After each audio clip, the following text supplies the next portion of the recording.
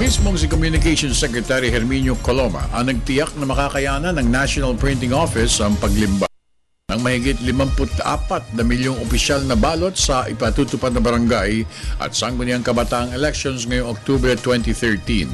Ito'y matapos na magsagawa ng run-through ocular inspection ng kalihim kasama ang mga commissioners ng COMELEC at ang mga top officials ng NPO sa mabilisang paglimbag ng mga bagong makina na kayang mag-imprenta ng 2 milyong pirasong opisyal na balota kada isang araw. Talaga pong kahanga-hanga at kapuri-puri ang napakahusay na performance ng ating National Printing Office. Ipinakita po nila sa buong sambayan ng Pilipino ang kanilang competence at professionalism.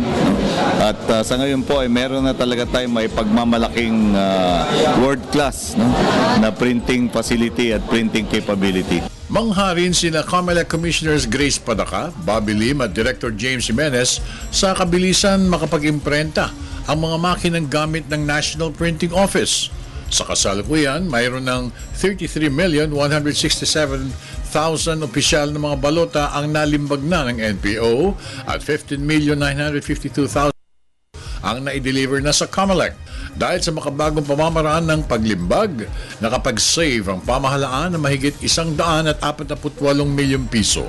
Handang-handa po sapagkat doon sa shipping plan na sinagawa nila Director Andaya, inuuna yung mga pinakamalalayong lugar sa Timog at saka Kanluran.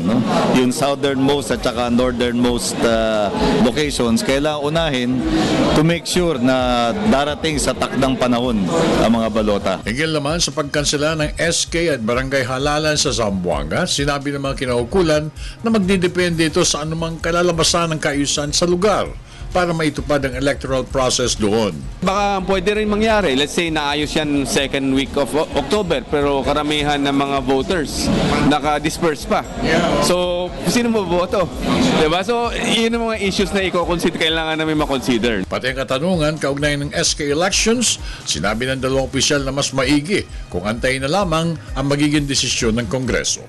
Paubayan na lang po natin sa ating mga mambabatas yung tungkol sa SK.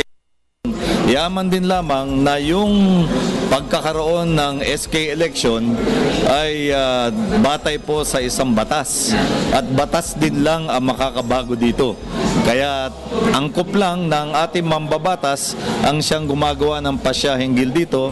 Ihintay na lang namin kung ano ang kanilang magiging pasya. We're very hopeful considering that the Senate approved it and the House is going to on third reading na on Monday na mapopostpone whatever the version is, whether 1 year ang postponement, 3 years ang postponement, may holdover, walang holdover, sigurado na kami na may postponement mangyayari. Para sa Telebisyon ng Bayan, ako naman si Noel Perfecto.